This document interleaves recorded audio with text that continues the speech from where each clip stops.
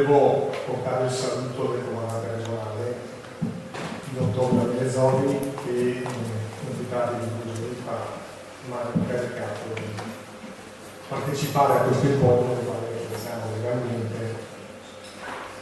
Questo incontro che così è un momento sempre importante su quella che è la valutazione delle attività svolte dalle forze di polizia nei confronti dei reati ambientali. In più occasioni ho partecipato alla un'esposizione del rapporto nazionale, mi ricordo un bellissimo incontro un anno a Villara, quello di Legambiente a Roma. E quindi diventa sempre motivo di cordoglio essere invitati e essere presenti a questo appuntamento. Logicamente saluto anche l'assessore e anche l'assessore provinciale con il quale abbiamo sempre degli ottimi rapporti di collaborazione. Non ho letto il rapporto di quest'anno, però ho letto quelli degli anni passati. E volevo così da subito dare una risposta all'assessore Becchini rispetto a quelli che erano i suoi dubbi e il suo quesito, che è quello fondamentale, importantissimo, di capire se questi dati contenuti nel rapporto ecomafia siano sintomo della presenza di un fenomeno ecomafioso oppure se sia un qualcosa da interpretare in maniera diversa.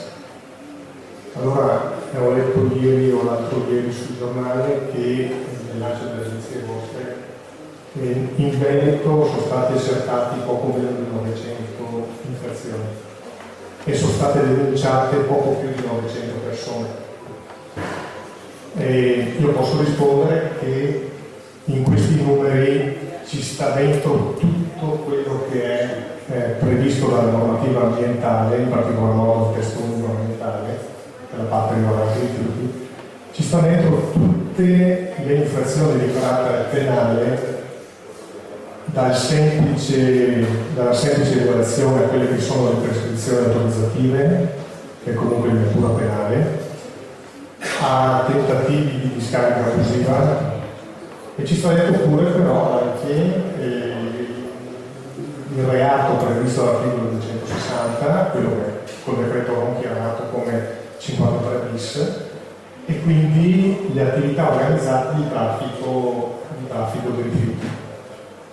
Ora, dire quanto di queste 900 persone che sono state denunciate, quindi nei confronti delle quali è stata informata la magistratura, siano riferibili a fenomeni associativi previsti dal 360, è un attimino difficile dirlo così su 2 passi, su 2 piedi, senza avere dati oggettivi sotto mano. In questo però Legambiente dovrebbe nel futuro essere molto precisa, perché altrimenti, come diceva l'assessore, si corre il rischio al cittadino che legge le cronache di associare a queste persone tutte comunque a questo fenomeno ecomafioso. In realtà non è così. Se mi chiedesse quanti di questi possono essere indicati come ecomafiosi, io potrei molto tranquillamente dirle che sicuramente l'80% di queste 900 persone non sono ecomafiosi. Sono persone che lavorano nel campo dei rifiuti, che è un'attività comunque prevista dalla normativa, è un'attività che è regolamentata, è un'attività che in questi anni ha subito e continua a subire notevoli cambiamenti, sia di tipo legislativo che regolamentare, che poi viene completata e complicata, scusate il termine complicata, da ulteriori aggiunte normative da parte delle regioni. Si cerca di disciplinare ancora più in dettaglio con regolamenti circolari, direttive da parte delle province, quindi è un'attività molto complicata, molto complessa. E nella quale diciamo, ma questo uso il beneficio della buona fede e non lo metto in tutti questi numeri che abbiamo letto, ma lo metto in buona parte di questi, la buona fede da parte di molti operatori che si trovano denunciati solo perché magari le piazzole indicate nel progetto non sono, a fronte di un controllo, non sono quelle previste.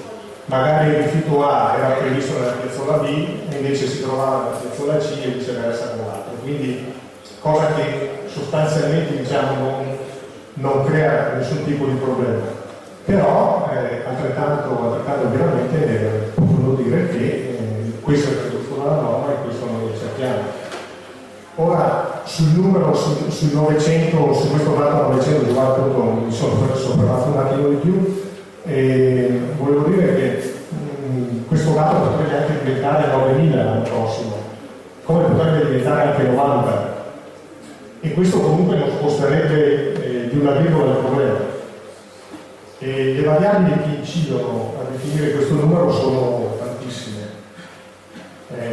Partono da quella che è la capacità operativa delle forze di polizia, dai numeri che abbiamo, dall'entusiasmo e dalla capacità di studiare e capire la normativa, perché non si riesce a contestare nulla se non si ha ben chiaro cosa devi contestare.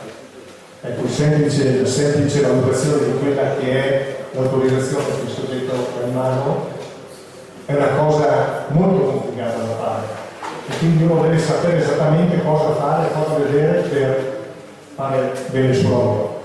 Allora, se io mi ponessi un problema di numeri, risolverei molto facilmente. Arriverei probabilmente a 100 notizie di reato in 6 mesi. Batto gli impianti della provincia, batto tutti i trasportatori, no? In qualsiasi di questi potrei trovare materiale per denunciare le persone. Questo dato potrebbe diventare però 9 oppure 1 se intendo fare un lavoro molto più interessante, che è quello di entrare in quello che è il fenomeno del mafioso. Se noi ci imbattiamo in un'attività di contrasto alla criminalità organizzata nel traffico di rifiuti, probabilmente una notizia di reato forse basta per riempire l'annata, forse l'anno non è sufficiente. Alla fine poi la soddisfazione magari arriva perché hai fatto la notizia di reato, hai scritto 5.000 pagine di annotazioni, perché poi alla fine, ecco, questo reato associativo 260 con 7 intercettazioni telefoniche, quindi hai una grossa mole di lavoro, alla fine magari riesci a portare a casa il risultato che è quello di aver arrestato 10, 5, 7 persone, aver denunciato magari tutta la serie di altri personaggi che girano attorno a questo mondo. Ecco, quindi il dato, secondo me, proprio per la valenza che ha associato al termine ecomafioso, va usato con ponderazione, va usato con un po' di criterio. Non può essere buttato l'anno di crudo, perché si presta altrimenti a essere mal interpretato. Perché il cittadino che legge la stampa, e la stampa giustamente facendo il suo mestiere buttare il dato importante che faccia male il grassetto, ecco, il cittadino dice: mamma mia, viviamo in una regione dove, in una provincia dove siamo circondati, no? E quindi tutti quelli che trasportano i rifiuti o che lavorano sui rifiuti, che fanno un lavoro encomiabile, che porta a casa sicuramente il giusto profitto a tutti questi, viene messo al bando e tutti guai a parlare di queste cose. Quindi ecco, io su questo non so se sono il primo a averlo detto in pubblico, ma forse è il caso di fare questa riflessione in modo... Ma questa non è assolutamente da critica, anzi è un complimento per quello che viene fatto. In passato l'avevo fatto anche affrontare altre volte che vi trasferito. Comunque è questo. Poi il fenomeno, i reati nel campo dei rifiuti non sono reati che urlano e che gridano e che chiamano l'attenzione del cittadino, no? Un conto è vedere in un rapporto annuale, che può essere quello della Polizia di Stato e dei Carabinieri, dove magari si legge che le rapine in provincia di Venezia da 50 sono passate a 100. Quello è un dato oggettivo. La rapina si riconosce immediatamente nel momento in cui avviene, no? Dal partire a manetta di chi la sta facendo, a poi il fatto che magari no, è successo anche di peso nella nel campo del traffico dei rifiuti, del mondo dei rifiuti, questo non è evidente. Per cui quel dato grezzo 900 è la capacità, è un dato di accertamento. È un dato di accertamento che potrebbe nascondere invece una realtà anche molto più ampia e molto più grande. Noi siamo riusciti ad accertare e avere quel dato, ma potrebbe essere 10 volte maggiore il dato, potrebbero essere anche 9.000 alimentati. Noi siamo riusciti ad accertare 900 e denunciare 980 persone. Quindi questo forse non vale la pena di dire. Sottolineerei appunto il fatto che ecomafia e traffico di rifiuti potrebbe, forse il rapporto corretto potrebbe essere legato a un 20% di questo dato, 40-50 persone, a mio modo di vedere. In questi ultimi tempi stiamo assistendo a un calo notevole della movimentazione dei rifiuti. Lo dicono gli operatori quando li vediamo, quando li controlliamo, lo vediamo quando vengono fatti i controlli sulle strade finalizzati proprio alla verifica di questa movimentazione. C'è un calo, è un calo fisiologico legato alla crisi delle aziende, alle minori capacità di spesa dei cittadini che logicamente probabilmente evitano o rinviano acquisti di rifiuti, di beni che poi inevitabilmente vanno a finire nei rifiuti. È un traffico che in questi ultimi 2 o 3 anni ha subito poi anche un cambiamento. Dal traffico nord-sud che avevamo fino a qualche anno fa, abbiamo un traffico sud-nord, ma non perché i rifiuti dal sud Italia arrivino nei nostri territori, ma perché i nostri rifiuti prendono la strada del nord, verso l'Europa, dall'Austria, dalla Germania, fino su alla Norvegia. Abbiamo questo flusso continuo di rifiuti e sono movimenti così definiti transfrontalieri. Ecco, su questo varrebbe la pena, peccato che non ci sia più il senatore, varrebbe la pena di fare qualche riflessione, perché con l'allargamento delle frontiere, col fatto che non ci siano più questi controlli, queste quantità enormi di rifiuti prendono strade che sicuramente vanno a buon fine, nel senso che sono sicuramente destinate a impianti autorizzati, eccetera. Il problema è quello di incapacità, l'impossibilità nostra di sapere esattamente cosa succede al di là del confine, perché le attività e le richieste di collaborazione di Interpol sono sempre abbastanza anche complicate. Non sempre quello che si chiede viene ben capito dalla forza di polizia interessata, perché poi la nostra richiesta viene tradotta a livello centrale e chi la traduce in termini tecnici non è sempre facile sfumarli nella loro esatta definizione. E lo stesso succede quando ci rispondono. Io ho ricevuto in questi giorni dei riscontri da parte della polizia tedesca su cose che avevo chiesto, lo dico solo voce, un anno fa.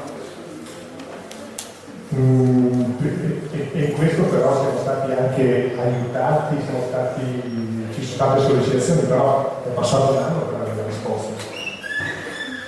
Ma perché non è che questo anno sia servito, qualcuno passa nella sua scrivania e si va a dire vediamo cosa vogliono sapere questi qua, perché probabilmente chi di là ha ricevuto queste richieste di chiarimenti su fatti che noi chiedevamo venissero spiegati perché sapevamo venivano di là, prima che questo riuscisse a entrare in quella che poteva essere la nostra richiesta, tradurla poi, capirla, studiarla e spiegarla a qualcuno che poi andava sul posto, è avuto questo tempo qua. Perché trattare questa materia è molto difficile. Ovviamente non è altrettanto difficile, dottor Durisio, magari trattare quando si parla di traffico di droga, dove un paletto, una tonnellata, una nave di droga è. Qui stiamo parlando di autorizzazioni italiane, delle autorità italiane, che poi si devono in qualche modo legare a quelle che sono le autorizzazioni rilasciate dall'autorità del posto. E noi che siamo qua, che pensiamo che stiamo esaminando e trattando una situazione irregolare in Italia, magari di là la cosa invece è regolare. Perché poi la normativa comunitaria, che è importantissima perché ha creato l'ombrello per tutti gli stati e sotto questo ombrello ci siamo tutti, consente molte deroghe alla norma, consente la stipulazione di contratti, consente la possibilità di allargare e di restringere le maglie. Per cui effettivamente quando uno crede di essere a cavallo perché è riuscito a capire qualcosa qua, magari vai oltre chi viene data la notizia di là, scopri che invece hai le ruote sgonfie. E per quanto riguarda poi il mondo dei rifiuti, le aziende che trattano questo non hanno la necessità che hanno le altre aziende di produrre dei beni che siano accettati e accolti dalla comunità. Chi tratta i rifiuti deve gestire qualcosa che va buttato via. Per cui capire bene che il discorso del profitto che deriva dalla differenza tra i ricavi e i costi di gestione è, mentre per le aziende normali è legato a molteplici fattori di ricavo e di spesa, no? Contenimento dei costi, economie di scala, miglioramento degli impianti, eccetera, ricerca, sviluppo. Nel mondo dei rifiuti l'unica, ed è la faccia della medesima moneta, l'unica che non è una variabile ma è una cosa fissa, è la capacità di liberarsi di questo rifiuto, di smaltire il rifiuto, è l'unico modo. Per cui se voi, gestori di piani di rifiuti, trovate il collegamento giusto verso la destinazione finale del rifiuto, e qua c'è dentro effettivamente di tutto, da intermediari corretti, tonnellate di rifiuti stoccati che devono essere smaltiti. Quindi c'è stata una grande memoria di lavoro. La soddisfazione è stata che in primo grado ci sono state delle condanne piuttosto elevate per il tipo di reato associativo appunto previsto dal 2060. Rimane il rammarico che il principale responsabile di questo traffico se la sia cavata con la sentenza di patteggiamento e quindi ha patteggiato 3 anni di reclusione, 3 anni e qualche mese di reclusione, e non ha tirato fuori una lira per le bonifiche che sono state fatte a spese di tutti noi. E parte devono ancora essere fatte. E parte devono essere